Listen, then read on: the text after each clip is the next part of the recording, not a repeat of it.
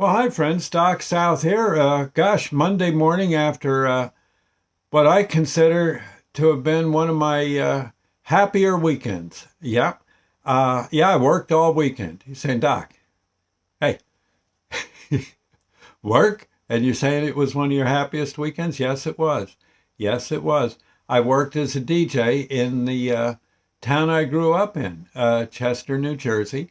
Um, well, from age 10 up till actually even my adult life, I lived on and off in Chester, and I just can't say how much I enjoyed yesterday DJing on Main Street in Chester for their craft fair. Yeah, the craft fair they do. This would be yeah, the fall craft fair.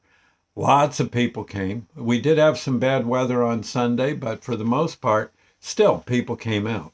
That's the kind of town Chester is. People just dodging a few here and there. Yeah, we had some raindrops. Some raindrops. My God, we had a downpour there for a while, but things worked out, and people came, and gee, it was great. They had me playing oldies on the west end of Main Street. A friend of mine, Chris from SC3 Entertainment, he was playing in the Borough Field where they had a tent field full of vendors, again, all kinds of crafters and such. And all in all, a good time was had by all, as near as I can tell. A good crowd came through, and doggone. And I gotta say, I just had the best time reminiscing, looking at all the old buildings that I used to walk past again as a kid, heading maybe for Mr. Lex's uh, luncheonette so I could get some gummy bears or whatever, some red licorice, or maybe he was selling those doggone pickles in a barrel in his store, and I felt like I kind of needed a pickle or two. It's yeah. Well, that was my idea then of getting pickled, I suppose. The But it was there were Chester had such, and still does, has such a charm to it. And again, when I was a kid, it was I don't know how I can explain it, except there was just so many interesting things for a young kid to do. There were fields all over the place where quite often the farmers didn't mind. You stayed out of the crop area, but you could go play in their fields or run through the woods and check out some of the old railroad lines that used to go through town. There were actually mine shafts here and there. They used to mine iron ore there in Chester, and we'd poke around those. Didn't go in them, but we were a little. We, we were young, but we weren't stupid. Some of those shafts didn't look like they'd be too safe. So, but you looked at them from outside, dug them. There were places to go fishing. It was just amazing. Places to playing ball with your friends, and just just great, just great. I used to like to save up my money, get a whole bunch of kite string, and on a good windy day, just keep adding string. You run out a ball of kite string, to hold the kite steady, tie another piece of string to that one, and then let that out, and see how far I could go. I think I got out 1,300 feet once. Then the wind stopped, and my kite kind of kind of crashed.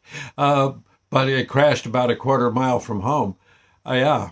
So but you see what I'm saying? We were always up to some doggone thing. If it wasn't making a soapbox racer or playing ball or just digging up old soda bottles, one place or another out in the woods, uh, we were just always up to something. Marathon Monopoly games on a rainy day. It honestly, it was like growing up in heaven to be in that town. And even still, it has that charm. No, a lot of the shops now that, well, once might have been a small grocery store or maybe someone who sold rugs or what have you, are now pretty much uh, kind of New Hope-ish style, but in a nice way. They're very, and not to say anything bad about New Hope, But I'm saying it's kind of like that. It's a place to go browse and maybe find some little knickknack for your house, or get a rug, maybe a nice throw rug that someone's selling. It's a great town for that kind of thing, and they always got some kind of event going on, a small concert. They I know sometimes, well, they had me DJing, for instance, for the craft fair. Didn't have to, but it made the day a little nicer for people. My friend Chris, same thing out in the field. Uh, it, it's amazing. You see nothing but people smiling and walking around, looking in and out of the stores, maybe buying a little of this, a little of that. It and lots of good places to get a something nice to munch on, some kind of nice snack or meal or what have you. And it's pretty much, well, you just couldn't ask for more. You just couldn't ask for more. I had the best time, and I do thank the people in Chester for having me come in to play the oldies I play. And I honestly, playing stuff from the 50s and 60s kind of fits when you're in Chester. Oddly enough, it does, because the town kind of looks like something like it's encased in those days, and and older and older. I mean, honestly, if I could find recorded music from the 1700s, that would pretty much fit the bill in Chester too. Truth be known, because it was there back then.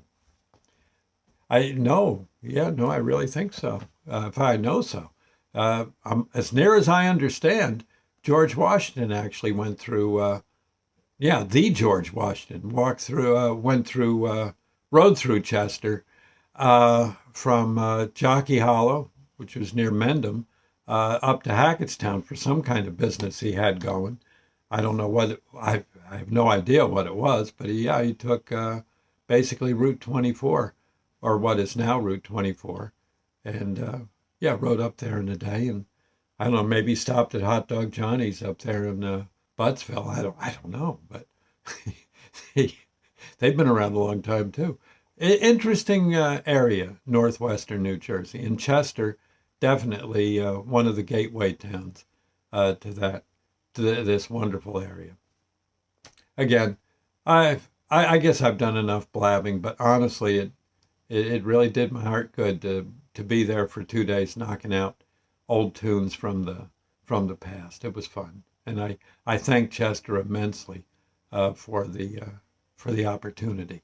I thank you again. Bye now.